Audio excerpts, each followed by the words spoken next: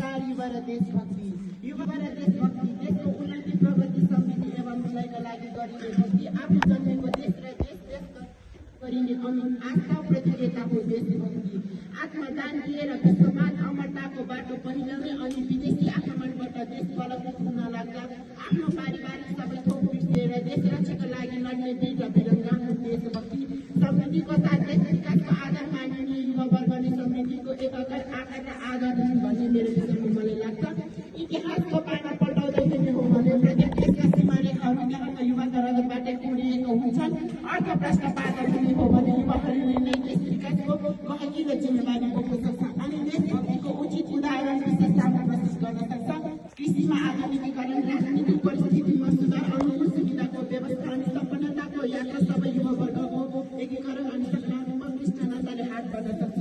अब आवश्यकता केवल एक मस्तिष्कको छ जहाँ नयाँ नेपालको कल्पना गर्न सक्छ, एक मनमा छ जहाँ देशभक्तिको वास हुन्छ अनि दुई सूत्र बाहिरको छ जसले समृद्धिको नयाँ कदम चाल्दछ।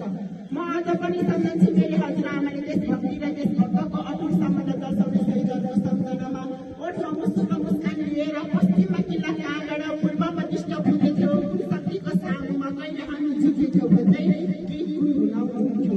म अझ पनि सम्झन्छु मेरो गुरुले मलाई एउटै कुरा बारम्बार सिकाइरहनुहुन्छ, चरनी र जन्मभूमि स्वर्गभन्दा ठुलाउनु। उहाँले भनेको कुराको मनमा आज बुझ्दैछु। युवालाई भएन भने देशभक्तिको राज चल्दैन अनि देशभक्ति नै भएन भने युवा भएर यस देशमा जन्मनुको कुनै अर्थ नै रहँदैन।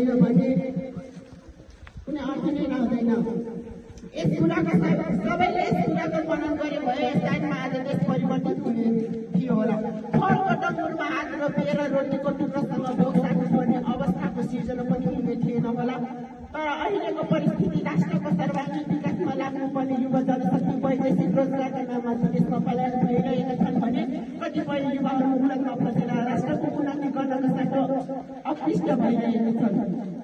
मैले नगरे कसले गर्ने, अहिले नगरे कहिले गर्ने भन्ने अभिव्यक्तिलाई उजागर गर्नु अब अति आवश्यकता देखिएको छ।